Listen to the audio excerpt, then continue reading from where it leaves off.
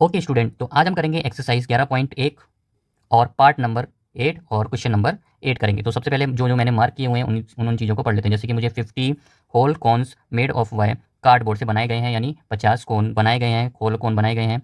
और मुझे क्या दे रखा है, उनका डायमीटर यानी डी की वैल्यू मुझे दे रखी है। तो यहाँ जो जो चीज़ें मुझे दे रखी है वो यहाँ पे डायरेक्ट लिख लेते हैं, क्योंकि पूरा क्वेश्चन पढ़ने में टाइम वेस्ट ज़्यादा होता है। तो कितना दे रखा है मेरे पास, डायमीटर कितना दे रखा है मुझे, 40 सेंटीमीटर दे रखा है। और हाइट मुझे दे रखी है 1 मीटर की हाइट दे रखी है। तो मैं यहाँ से क्या करूँगा, आर की वैल्यू यहाँ से यानी रेडियस फाइंड कर लूँगा। तो कितना आ जाएगा मेरे पास, डायमीटर का हाफ कर देंगे तो कितना आ जाएगा मेरे पास 20। अब देखना ये मीटर में है और ये सेंटीमीटर में आई है, तो इसको क्या कर लूँगा मैं, सेंटीमीटर से मीटर में कन्वर्ट कर लूँगा। तो आर की वैल्यू तो कितने से भाग कर दिया जाएगा, डिवाइड कर दिया जाएगा, 20 को 100 से डिवाइड कर देंगे तो मेरे पास कितना आ जाएगा, 0.20 किस में आ जाएगा, मीटर में आ जाएगा।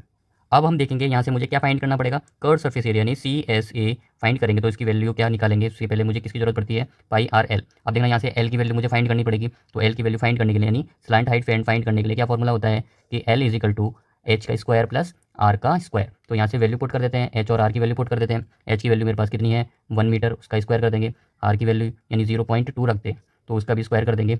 तो यहाँ से सॉल्व करेंगे तो 1 तो 1 ही होता है, 0.2 तो इसको सॉल्व करेंगे तो कितना आएगा, 0.04 आएगा मेरे पास। अब इन दोनों को प्लस करने पर कितना है, 0.4। अब देखेंगे यहाँ से तो 1.04 को क्या लिया जा सकता है, यहाँ से यहाँ पे दे भी रखा है मुझे, कितना लिया जा सकता है कि 1.02 यानी एल की वैल्यू क्या आई मेरे पास, ये आ गई मेरे पास किसमें, सेंटीमीटर में, सॉरी मीटर में आएंगे। यहाँ से जो एल की वैल्यू आई वो कहाँ पे पुट कर देंगे, सी एस यानी टोटल कर्व सरफेस एरिया निकालने में। तो 22 की जगह क्या रखेंगे अपन, 3.14 वैल्यू रखेंगे। आर की वैल्यू कितनी आई मेरे पास, 0.2 और एल की वैल्यू अभी मैंने फाइंड की 1.02 आई मेरे पास। तो यहाँ से इसको क्या कर लेते हैं, थोड़ा सा अलग कर लेते हैं।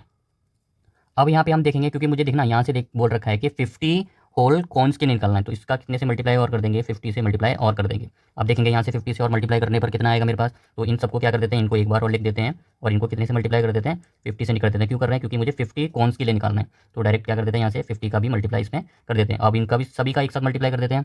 तो सभी का एक साथ मल्टीप्लाई करने पर कितना आ जाएगा मेरे पास, 32.084 कितना आ जाएगा, मीटर स्क्वायर आ जाएगा। यानी ये क्या है मेरे पास, कर्व सरफेस एरिया। अभी आंसर हमारा पूरा नहीं हुआ। अब देखें क्वेश्चन में बोला गया है इस पर क्या करना है, पेंटिंग भी करनी है मुझे। क्या करनी है मुझे, पेंटिंग। 12 रुपये लगते हैं पर मीटर स्क्वायर की। तो इसका कितने से मल्टीप्लाई और कर देंगे, कॉस्ट निकालने के लिए 12 से और मल्टीप्लाई कर देंगे। तो सीधा सीधा कर लेते हैं। तो क्या निकालेंगे हम, कॉस्ट निकालेंगे। कॉस्ट इज इक्वल टू होता है एरिया मल्टीप्लाई रेट। तो एरिया मेरे पास कितना है, 32.0848 मल्टीप्लाई कितने से कर देंगे, 12 से। तो रेट कितना आ जाएगा, यानी पूरा आंसर कितना आएगा।